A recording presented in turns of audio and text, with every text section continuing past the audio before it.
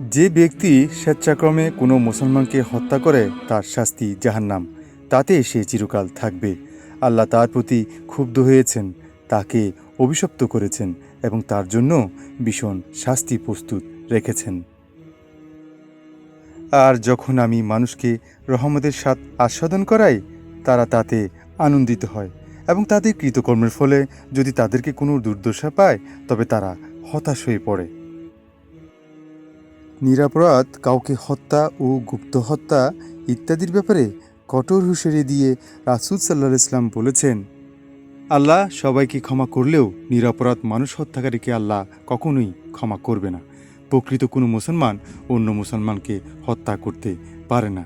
প্রিয় নবী সাল্লাল্লাহু আলাইহি ওয়াসাল্লাম আরও বলেন, কিয়ামতের দিন মানুষের মধ্যে সর্বপ্রথম যে মোকদ্দমার ফয়সালা হবে তা হলো রক্তপাত, হত্যা সম্পর্কিত।